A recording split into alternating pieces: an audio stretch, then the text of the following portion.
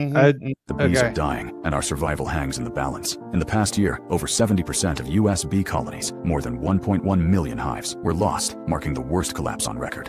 At 4RBs, we're fighting back with our breakthrough PureWave cell, a quantum frequency device crafted with 48,000 Gauss rare earth magnets in the shape of the flower of life. When placed inside a beehive, it delivers remarkable results. Colonies grow 2 to 3 times larger, honey production soars, pesticide and antibiotic use drops to zero, colony collapse nearly vanishes, and queen replacements plummet. Every purchase also supports our beekeeper program, providing free PureWave cells to small beekeepers worldwide. Rebuilding life one hive at a time. Join the fight today and buy a jar of PureWave honey, or even one of the cells used by the beekeepers. Use code WITF for 20% off at 4rbs.com. And if you're listening on audio only, that's the number 4, letter R, bees.com.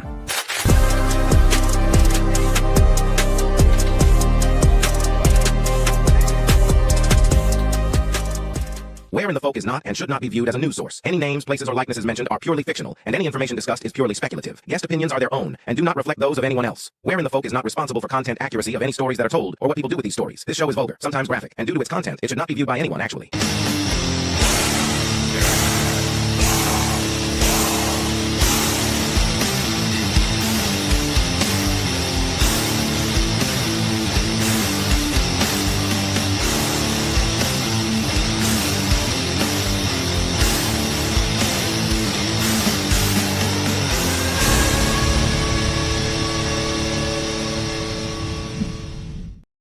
Welcome to another episode of Where in the Folk. I hope everybody's had a great week, and thank you for tuning in and joining myself, Cecil, Tully, and Morgana. So, we'll just get right into it. Let's just get right into it. Sounds good. No, I've been wound tight today, dude. As you already know. I had to change the password. Now I got verbal lashing for 15 minutes. I just sat here taking it. I was like, okay, yeah. It's been a rough week. It's been a rough week. It's been a rough week in the news too, though. I threw an update in there for the Roblox story that for you to cover at some point. It scares me. I don't really know if I want to see that. What's Hey, up, Linda? Hey, Linda. How in the fuck are you doing?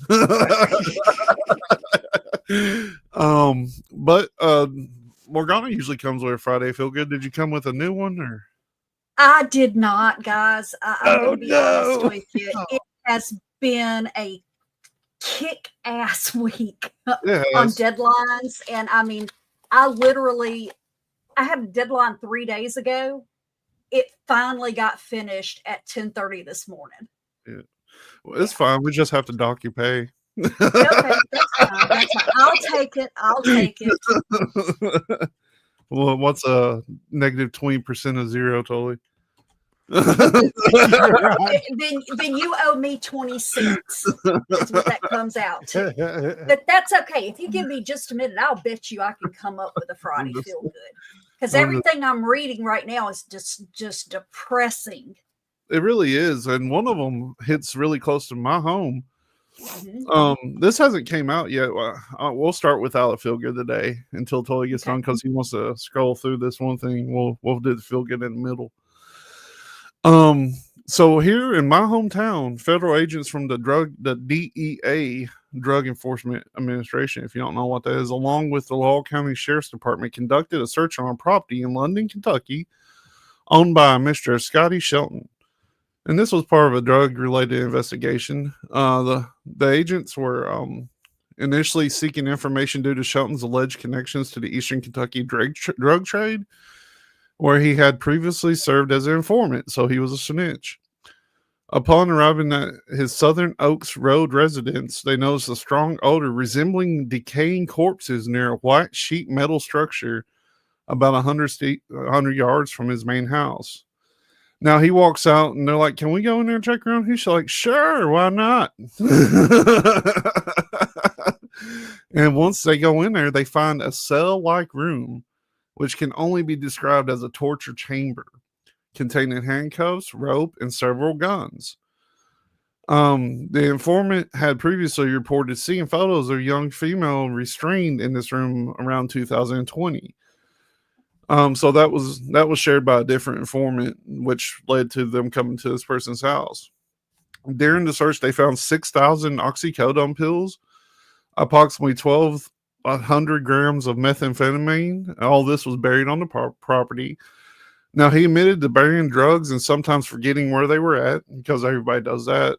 Now, this is the one that gets me. They found a torture chamber, and in one of these freshly dug holes, they found a human bone. What's described as a human bone. Which Shelton claimed was part of Native American remains brought to his property by another individual. Additionally, authorities found illegal harvested wildlife, including deer skulls, turkey beards, a bobcat skull, hawk's head and feet, and a fresh deer carcass. So he's being charged with like 24 state charges for wildlife violations, and he faces charges in possession of intent to distribute over 500 grams of methamphetamine. And he's currently sitting up here about 10 miles from me at the Laurel County Sheriff's Department. I feel like once they start searching this property, there's going to be a lot more stolen Native American remains found. You know what I mean? That sounds like something somebody who's tweaking would say. Oh yeah, but like I just got to painting a mural in my living room, and I realized there was Native American bones under the house. Yeah, and that's terrifying because he has a torture chamber in his room, in his house. There's somebody has found a picture of a girl in handcuffs, restrained, like has seen that picture of that girl in that room in 2020. We're 5 years later, and people go missing around here all the time. So I'm really concerned that this might be the guy. You know what I mean? Yeah, it could be. It's all alleged. That's what's in my head.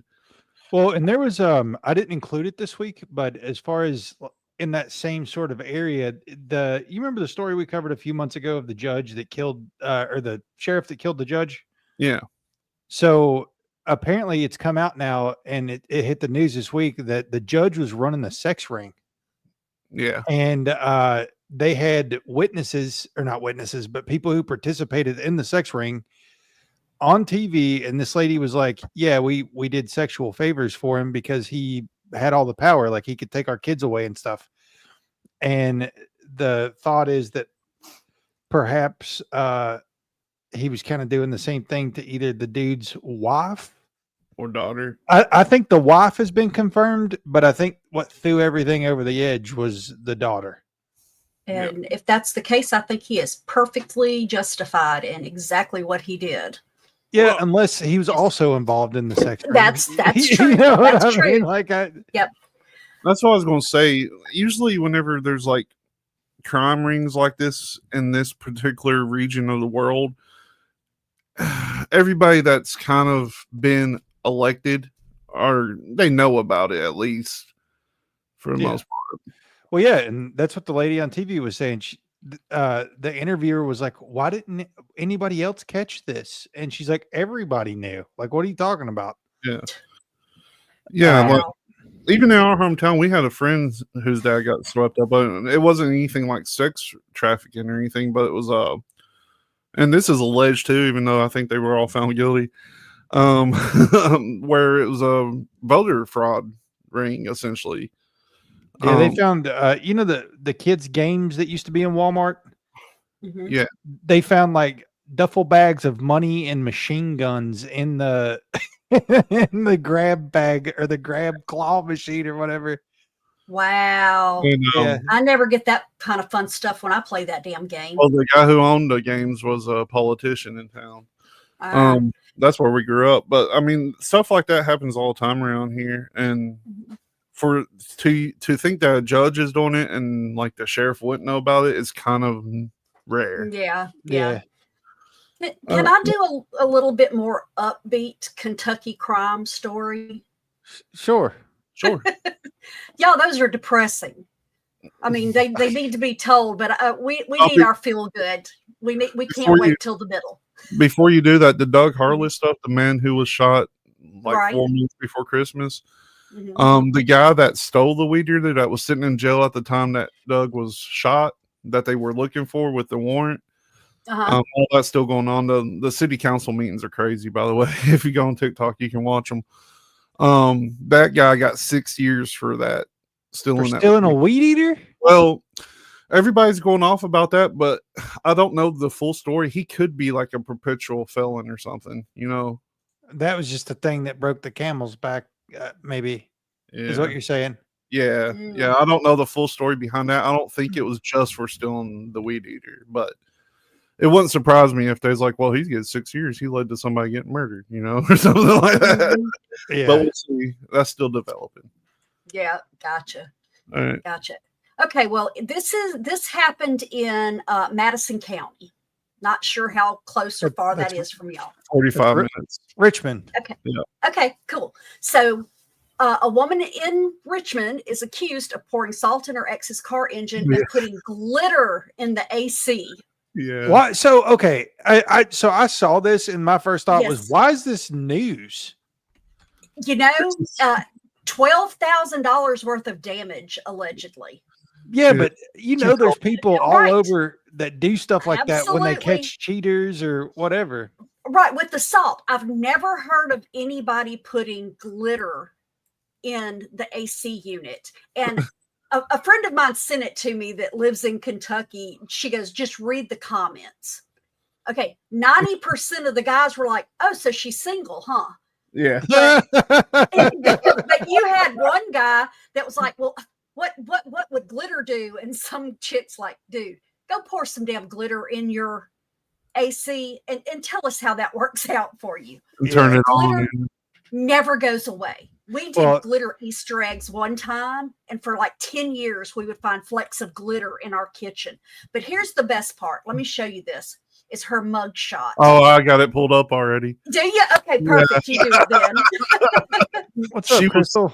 She was completely devastated by getting arrested for this. She was.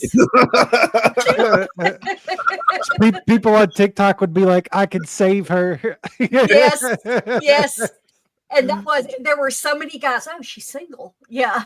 Well, and you know, like one of the things that is kind of a trend on TikTok now is both men and women will look up people who are in jail and bail them out.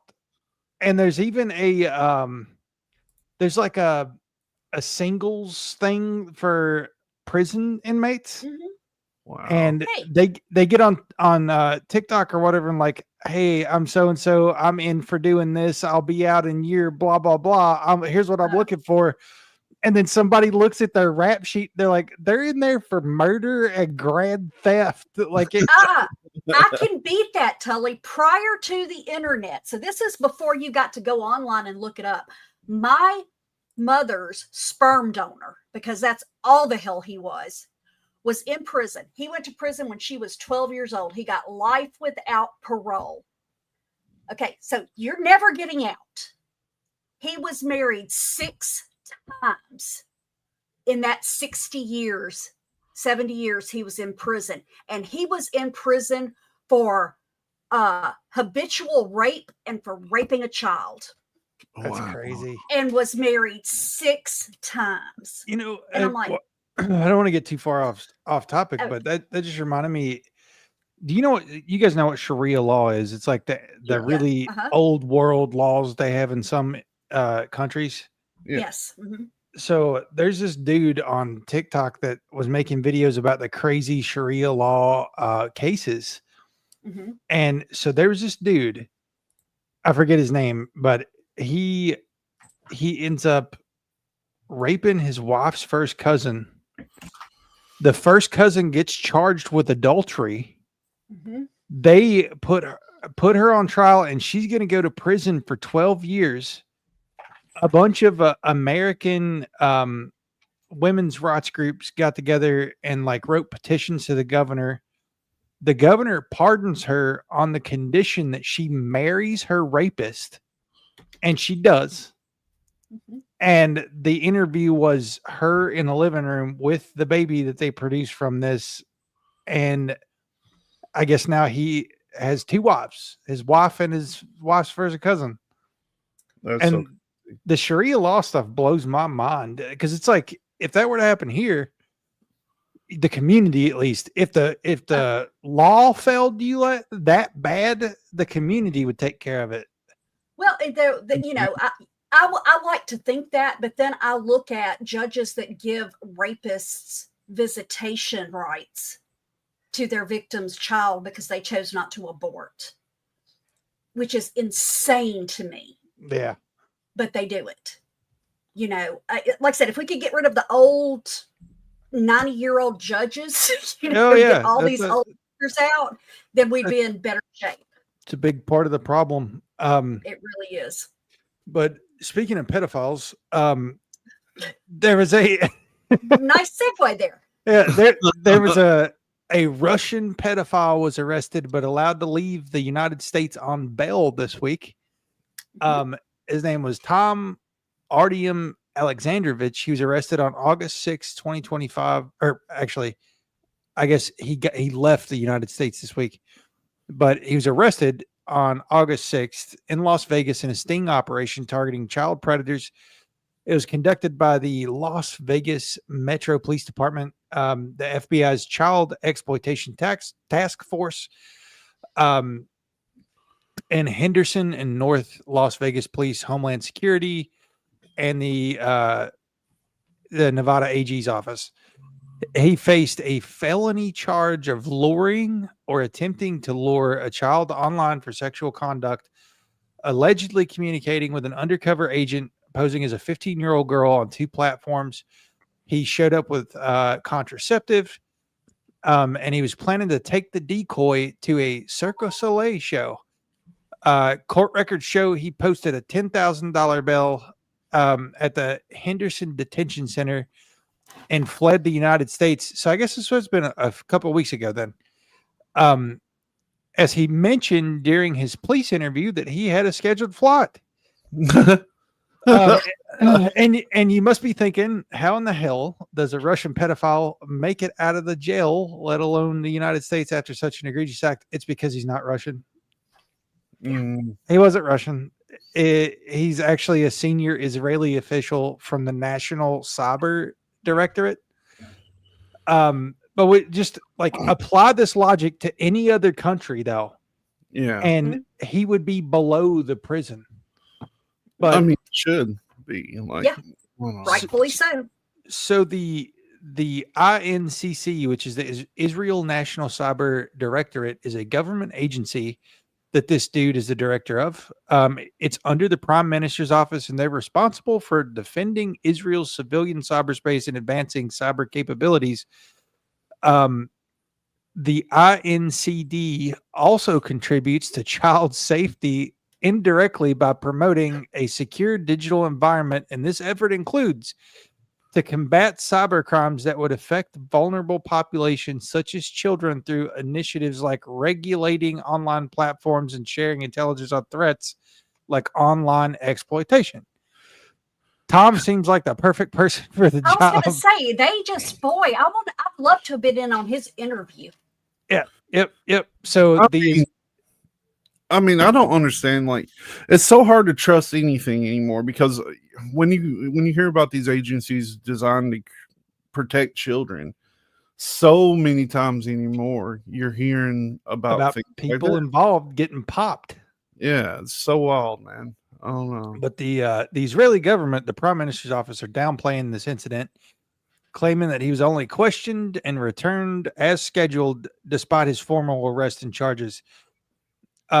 His attorney is saying that he's going to come back for his court dates, but the case has prompted significant backlash, that, as you guys can imagine. And just a few, well, I guess it was a couple of weeks later. This was this week, actually yesterday. There was an Israeli airstrike that targeted a camp for displaced families. And I can't pronounce where it was, close to Al Aqsa Hospital. But the attack destroyed 100 tent shelters. And it's all people who fled fighting, people who didn't want to fight. The strike followed warning calls and drone fired missiles with no immediate casualties. And the reason why there wasn't any immediate casualties is because they got about 5 to 10 minutes of warning to gather their possessions and get out of there. They were going to get killed. Yeah. And there's videos. There's videos of the missile strike that are floating out on the internet. And part of me thinks that like they did this just to get the other thing out of the news. It's like, well, you know, if we bomb a bunch of children, maybe they'll stop talking about the pedophile. Yeah. Yeah. So no, I'm going to talk about both of them. Yeah. There's videos, and it's so sad that there's videos of children like just rummaging through the rubble looking for their dolls and stuff after they bombed these refugees on accident. But if you hit that video, Cecil, that says another creator talking about the aftermath of Tom's arrest. Who's the arrest? It's at the bottom of the first article. Okay. So play some Jeopardy music real quick. Okay, I was about to say I could paste it in the chat. Got it. I was just messing around. But yeah, Crystal, it's all disgusting. Like, unfortunately, there's a lot of predator stories in the last few weeks. There's a lot of predators, dude. It's weird. Were they that many when we were kids? Like, I don't know. I think the internet has brought them. I was going to say, I think that there were, but we didn't have access. Something had to affect on a nationwide level before it made the news. Well, yeah, the Roblox thing, and this isn't in the story. But apparently what it is, there's mods for Roblox, and apparently like 1.9 million children have been exposed to a mod where it's a bathroom simulator, and the Roblox are naked in the mod, and these pedophiles are like they're just getting off by talking to the kids. Wow. Well, you know, there were definitely pedophiles when we were kids. Like I knew people like that when I was a kid. I knew like I needed to stay away from them. Right. You know, you don't be alone with Uncle such and such. Yeah. Like Tom, don't show Tom your muscles. You know, what I mean, like, yeah. That's an exact quote from when I was a kid. Like, don't show Tom your muscles. Yeah, I'm gonna say that tomorrow. But yeah, no. All right, here we go. Who was busted in a sting operation trying to have sex with a 15-year-old girl. Now the new details are out that Sean King, love him or hate him, was silenced by X. Suddenly, in the middle of the night, all of his posts about Tom Alexandrovich had been removed. He wasn't sure why they had been removed. And it turns out they were removed because the Israeli government asked X, will you take down all these posts? And X said, okay, we'll go ahead and do it. So censorship by the Israelis of an American reporting about an Israeli trying to rape an American girl and getting away with it and getting sent back to Israel. He tries to report on this, and all of the posts that he made ended up being removed. And the irony of it goes even deeper. The organization within Israel, the government agency that asked for X to remove the post, was the very agency Tom Alexandrovich heads. So the cover up just gets worse and worse by the minute. You can cut it there. What we discovered now with this. But yeah, wow. So it ended up being that agency that reached out to Twitter to take down all the posts. And honestly, I don't know. So I was scrolling TikTok. TikTok has the new censorship person who was a former IDF person. And I've noticed a huge change in the last 24 hours with the kind of stuff I'm seeing on TikTok. Oh, yeah. Way less conspiracy. And now I'm seeing just like the feel good videos that have millions of views and likes. And like the animals on the trampoline. Yes. Yes. This morning I was watching it and I had a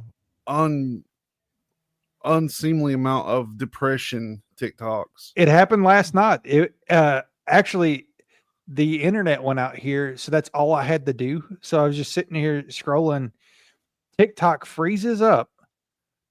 I close it, I reopen it, and my whole FYP had changed. Yeah, that's insane. And I don't know. There's nothing left anymore, like for free speech. Like we kind of do it on here, but I mean, we're not getting millions of views. You know what I mean? Oh yeah, nobody's going to anymore. That Yeah. that actually is, objective.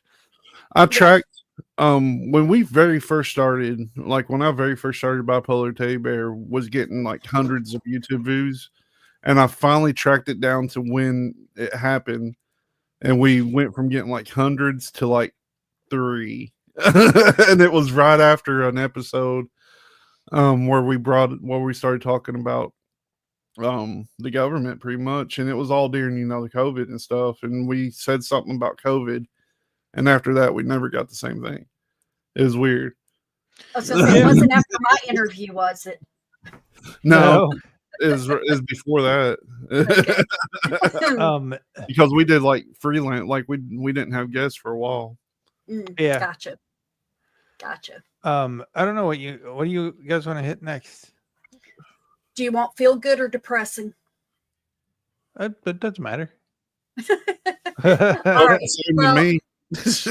yeah, now exactly. I've got one. I want to save it because this one's just for the guys. Okay, so Larry Fink, the CEO of BlackRock, was appointed interim co-chair of the World Economic Forum on August the 15th.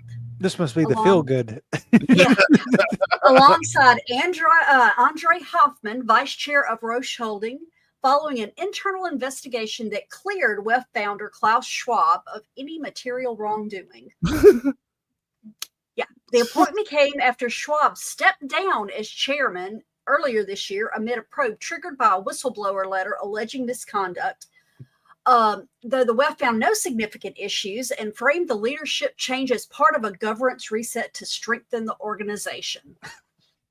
Fink and Hoffman have emphasized revitalizing the WEF's mission to foster international collaboration, promote open markets, and distribute prosperity more broadly in a fragmented global landscape. Yeah. Okay, I'm buying this. Fink's role has sparked varied reactions. As head of BlackRock, he's managed over 10 trillion in assets. Trillion, what is that, 12 zeros? Yeah. And here you go. Through the circle jerk they have going with State Street and Vanguard, his stake is around 90% of publicly traded companies. His influence in global finance is huge. So the interim leadership is tasked with navigating global tensions, economic uncertainties, and climate challenges while addressing criticisms of the WEF as an elitist platform. Yeah. I mean, You're buying it too, aren't you? yeah, a guy that controls 90% of the world's industries, there's no way they have any kind of influence on anything. You know what I mean? And no, absolutely no They're conflict. just an investment firm. Like they can't do much. You'll love the next one I have, Linda.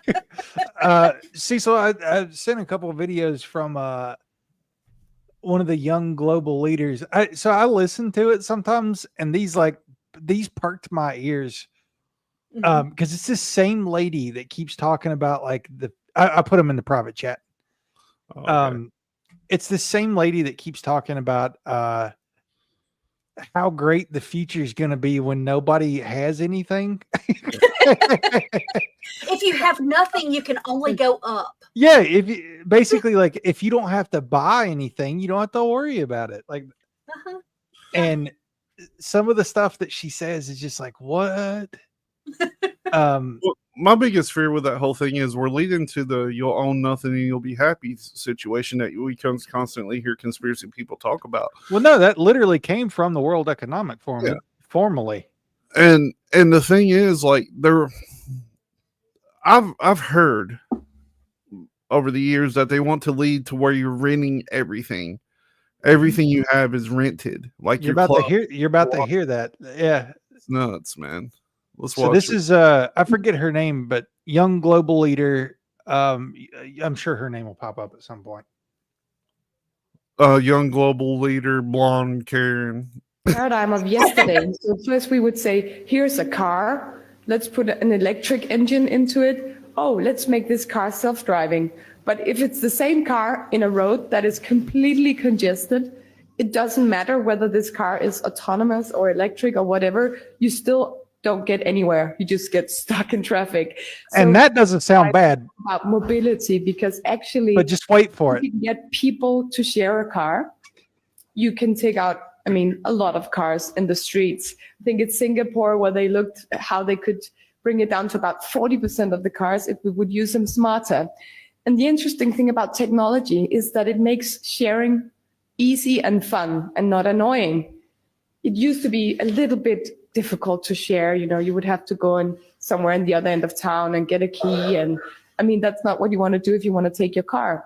But if you can just use your neighbor's car because you have a smartphone and an app and you don't even need to know the neighbor to get into his car, or if you can find ways of carpooling, and this is what technology helps you do, it's much easier and much more fun to share. And you start then thinking completely different about transport and traffic. And I think it's very important that we do not just try to fix yesterday's paradigm, but think about how do we want a city to move. Find out her name and find out her net worth. What she's essentially saying is that she wants you to be able to legally steal your neighbor's car.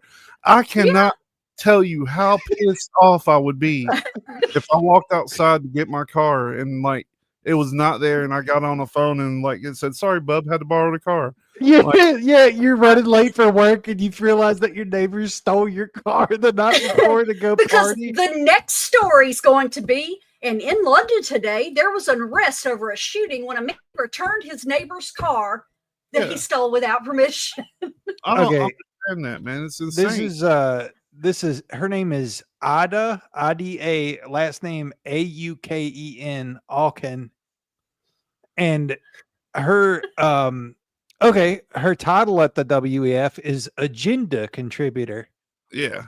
And she is a member of the Danish parliament, and her estimated net worth is $2 million. Her estimated income is $2 million. Yeah, so this isn't going to affect her. No. Keep that in mind. These people that want to push this on it it's not going to affect us. Let's see. Exactly. Yeah. Like you make me late for work. You make me go hungry. I can't go to the grocery store. We don't live in 15-minute cities yet. It takes me 15 minutes to get to town, like the outskirts of town. 30 minutes. So I got you. Yeah. Let's listen to what else she has to say. I don't even like my neighbors is what makes it really bad. This might work in wherever you're from, but it doesn't work in America. Like in Daneland, it might work. In the like over there in Europe, you can get to another country in an hour. It takes me 3 hours to get to Tolly's house, and we live in the same state. You know what I mean? Like it's nuts. Yeah. No sound. It's probably better that way. If you think every product is a service waiting to happen. If you think about it, I mean, your cell phone, why do you want to own your cell phone? How many of you own your cell phones? How many knows if the company owns it? It's actually not a lot. I mean, you want the function, you want the service, right? Why do you want to own a cell phone if you can just lease it? And if you lease, why shouldn't you lease your refrigerator or your washing machine or your dishwasher? Or why do you want to own it? I mean, it's not like the plastic and the metal is like, I own a broke dishwasher. I mean, wow. No, why don't you want to go into a business model where the company owns it? You know what happens when the company owns it? Actually, they can bring down the prices because they don't have to buy new metal and new plastic. They design a much better product. It lasts a lot longer if they have to pick it up when it breaks. They might even send somebody to fix it. And in the end, they will do a better product and you will get a lower price. It's much cheaper to lease a washing machine if you get the business model right, because you don't have to own all of this. So this change from product to service is pushing a lot of this, of the circular economy, because the second the business owns the products, they start designing them in a way where everything can be taken out and reused. And then you get the incentives right. So let's think about what she just said. this person's obviously never had to deal with the fucking rent-a-center. You know what I mean? That's what she's talking Yeah. about. Lease to own, but she's not talking about ever owning it. You just Exactly. pay It's a month just- bill on it. But what's crazy is she's talking about getting the cost down for these huge companies, right? And that they would start making quality products in return. So why, like, they should be making quality products anyway. To Landa's point, your phones are, they're made to stop working in like 4 years, Yeah. Mhm. and everything has planned obsolescence now. Hey, I have a 35-year-old deep freezer. I could buy one tomorrow and I'd be lucky if it lasted 10 years. Yeah, I don't know, Landa. Sometimes I think that they put these people, they get them up in front of the world to say these kind of things just to make people hate them and to hate certain political parties. I want to point this out. When Linda first started watching this show, she's like, "That's interesting." Now she's talking about people being programmed. Yeah, yeah. It's been a long road, Landa. Well, and I had to have a heart-to-heart with Easy. Easy left a comment on Rumble last week when I was talking about the cell phone, Yeah. and he was like, "You shouldn't have took the phone." he's like I agree with him. screaming to the roof. But there's a level of nihilism because with the phones, because like I told him, you've already got surveillance all over your house. Oh. Your refrigerator's listening to you at Your this Wi-Fi's mapping your every movement. Yep. So yeah, I mean, I don't know. Yeah. Why waste your money if they're going to give you a free surveillance tool? But see, here's the thing too. This same woman, she's talking about, oh, just lease it, just do this, just do that. It's probably the same one bitching because people get too much stuff given to them by the government. Yeah, the only thing we've ever influenced is bad behavior. Like that's right. We try so hard. Well, Okay. you want to? He's got that post pulled up. You want to scroll the alien post? Yeah, right. We'll finally get to the Friday feel good from last week. That's totally, you're going to have to guide us through it, buddy. Okay, so this is a thread that got posted by the UFO Chronicles podcast. And it just says, "Show me the one alien photo you believe is real." And if you scroll down slowly, we can see how people responded to this. Oh, there's a lot. Yeah, just keep scrolling. You'll see the pictures. Oh, I like that one. So there's one. Look at that little fella. That looks real. Not AI generated.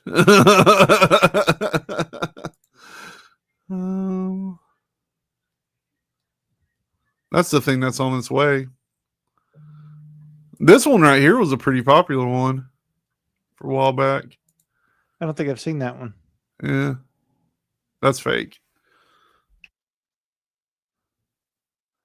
Oh, That's yeah. Definitely an alien. Yeah, that's real 100%. This is the one out of Vegas, ain't it? No, that's from that's from that movie. Yeah. The crop circle signs. Yeah, signs. Let's see. Well, I don't know what that is. That looks real as shit. I remember when that happened. Let's see. That one might be real. The top, the triangle. I've got a video saved for our next video watching. That's been around for a long time. Yeah, that's been around forever. Oh, yeah. Well, those right there. Maybe. That might be one of the Nazca mummies. Yeah. That looks legit. People just doing politicians. It gets that is proof I needed right there. All right. I don't know what that is. That looks like Tully's torso. That looks like a 1960s what is it? Twilight Zone episode. It really does, actually, yeah. That looks like a condom from outer space. How does that work? This actually rolls out.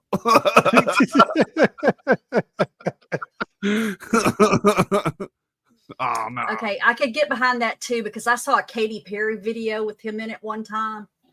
And I think she's an alien too.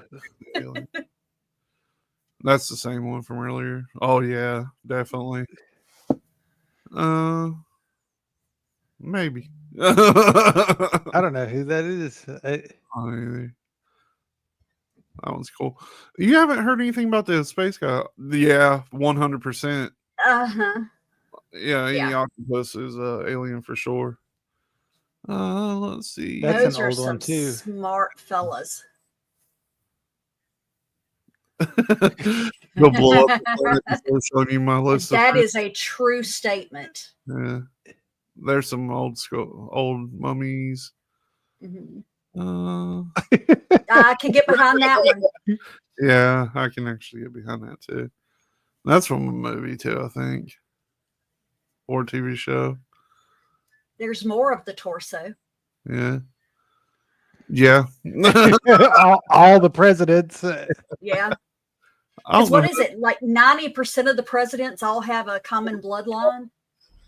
Yeah. Haters will say it's photoshopped. Who is that? She's she's over something. I can't remember what she's over. Like in America? Well, she was. I don't know if she still is. She was something. Yeah. Let's see. I'd have picked her for like a fashion person. Yeah. That guy looks like a Lego character. Like one of those. Does. Yeah, that's old school one. This is old right here. Uh-huh. Okay. That one actually is old. I seen that on a documentary years ago. I can't remember what it is. I agree, Landa. You're right. I see. used him as an example to tell a young coworker, God, that's the truth, that not to use ketamine. I've used that picture before. Yeah. When we were talking about giants. Cats could be aliens. Mm-hmm. Oh, that's messed up. You know, they do say that cats can actually go between dimensions. Huh. They're evil. Oh, $quarter pound. Good deal. Why are we seeing that sponsored? I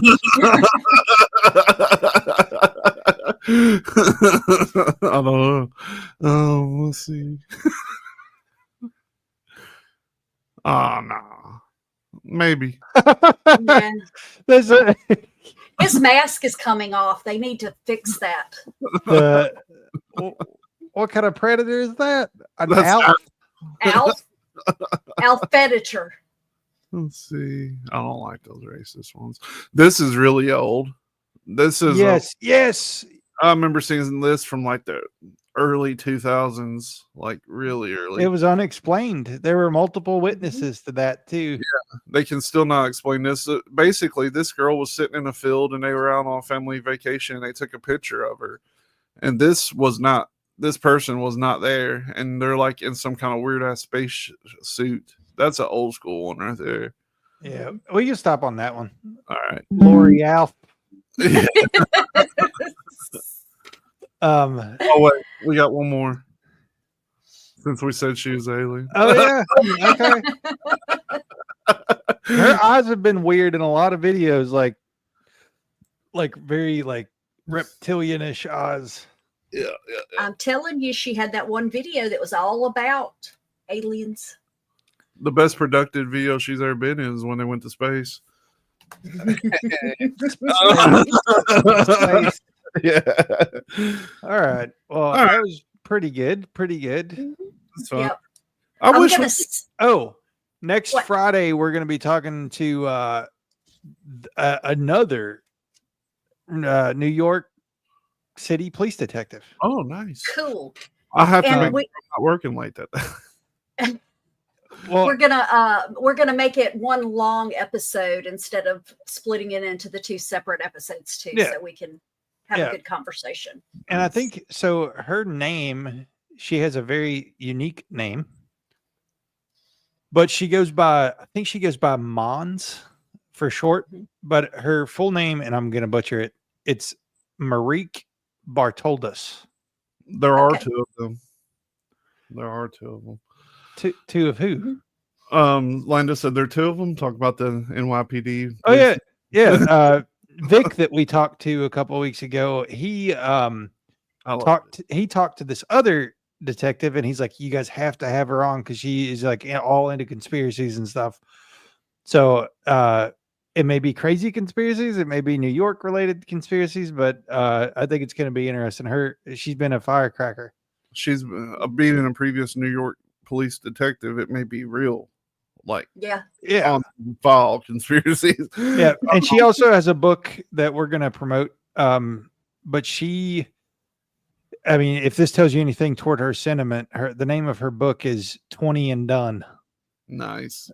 So that'll be an interesting conversation next week at 7. I'm stoked. What's happening on the Awakenings tonight? The Smithsonian. Smithsonian. Oh no. Did you guys get access? I did. Exclusive access. If you haven't done it yet, go to 4rbs.com and get you some honey with the promo code WITF. And that's the number 4, the letter RBEES.com. And tune back Follow in. us.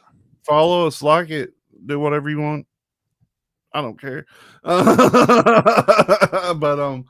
tune back in next Friday at 7 p.m. Eastern when we're talking to that person totally Mons. I'm just gonna start calling her Mons. Mons. With us being rednecks is probably most definitely mispronounced, but that's fine. It's okay. It's okay. She'll correct us. That's right. And go over to Weird Realities Network and watch Weird Awakenings coming up here at 8 p.m. Eastern. And thank you all for watching us, because we are watching you. Peace. The bees are dying, and our survival hangs in the balance. In the past year, over 70% of U.S. bee colonies, more than 1.1 million hives, were lost, marking the worst collapse on record. At 4RBs, we're fighting back with our breakthrough PureWave cell, a quantum frequency device crafted with 48,000 Gauss rare earth magnets in the shape of the flower of life. When placed inside a beehive, it delivers remarkable results. Colonies grow 2 to 3 times larger, honey production soars, pesticide and antibiotic use drops to zero, colony collapse nearly vanishes, and queen replacements plummet. Every purchase also supports our beekeeper program, providing free PureWave cells to small beekeepers worldwide. Rebuilding life one hive at a time. Join the fight today and buy a jar of PureWave honey, or even one of the cells used by the beekeepers. Use code WITF for 20% off at 4rbs.com. And if you're listening on audio only, that's the number 4, letter R, bees.com.